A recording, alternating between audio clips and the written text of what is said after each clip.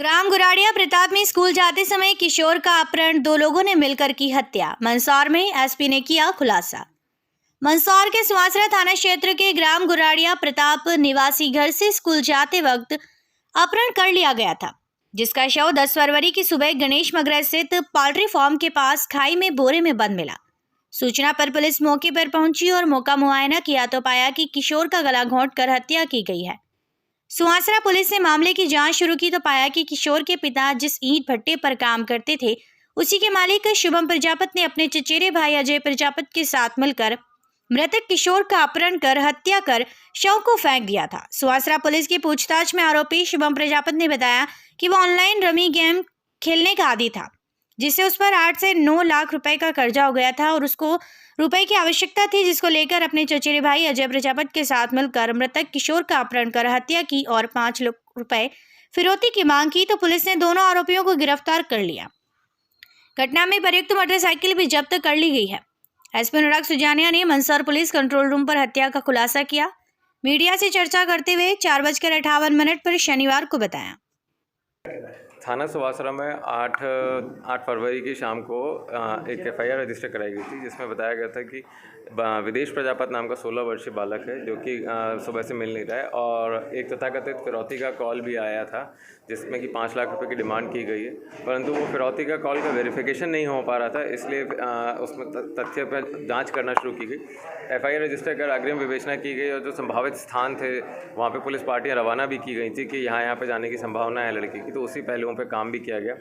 परंतु अभी कल यानी कि 10 फरवरी की शाम को एक रास्ते में एक बोरे में बंधी हुई एक डेड बॉडी मिली, जिसकी पहचान जो हमारा जो गुम बालक था विदेश प्रजापति उसके रूप में हुई। फिर जो उसके आसपास जो संभावित हमारे आरोपी हो सकते थे, संदेही हो सकते थे, उनके ऊपर हम लोगों ने काम करना शुरू किया।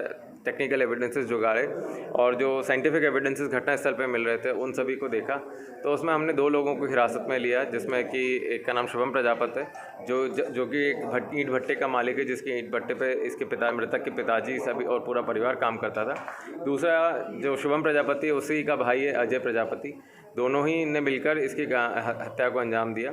जब इसमें इसकी पूरी कहानी को समझने का प्रयास किया गया, इनसे इंटरोगेशन की गई कि क्यों ऐसी घटना को अंजाम दिया, तो उसमें ये तथ्य निकल के आया कि शुभम प्रजापति को ऑनलाइन गेमिंग की काफ़ी लत थी। ऑनलाइन रमी और इस तरीके के कई सारे प्लेटफॉर्म्स पे वो खेलता था, जिसमें उसको काफ़ी नुकसान हो चुका था, उसको काफ़ी सारी उधारी भी चुकानी थी।